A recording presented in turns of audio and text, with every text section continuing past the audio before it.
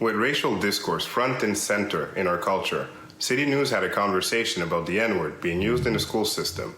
I sat down with 3 prominent Quebecers to talk about racism in the province, something Premier François Legault says doesn't exist.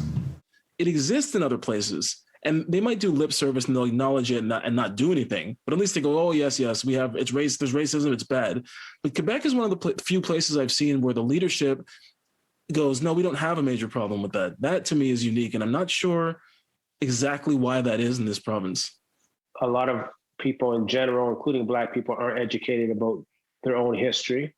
And I think that the baton was not passed to the newer generations in terms of really understanding the degradation, the hurtfulness, and the ignorance of that word. Canada can declare institutionalized racism exists, but Quebec can say, nah, we're good. We don't agree.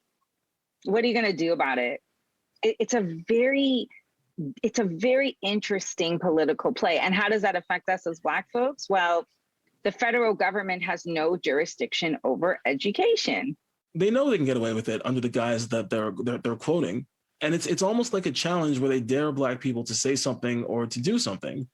Your privilege shouldn't come at the expense of my discomfort. That's very important. If you understand the history of the word, you know that it comes from a place of terror and genocide of Black people, literally.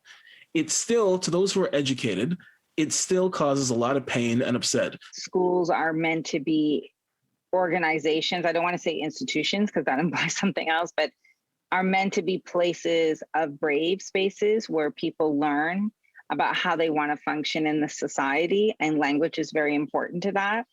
I think we also have to ask ourselves why there's hypocrisy if we're not willing to use other words for other communities.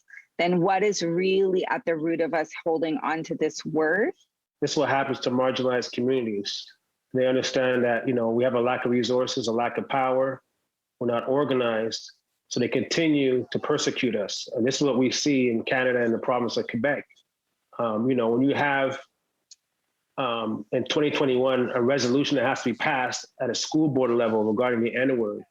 And we're the only school board and only service center in Quebec to pass that resolution.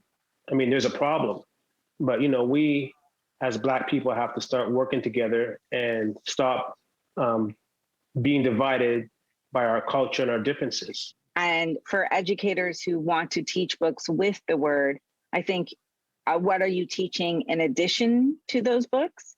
And you still do not have to say the word, knowing that it's going to evoke a reaction and a feeling of unsafe feelings for young people. That, as an educator, we do not have the right to traumatize our students and our staff. I'll be very, very clear about that. When I saw the N-word in the history textbooks, I felt very triggered and felt very like, why am I teaching in a school, in a board, in a city, in a province where it's okay for that to get through the publishers and no one saw that.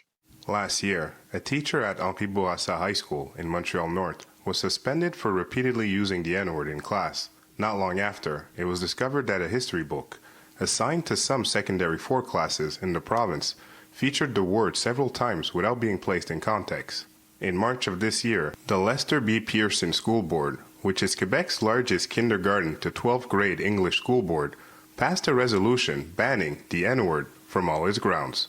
So far, it is the only school board in the province to do so. In Montreal, Sacha Obas, City News.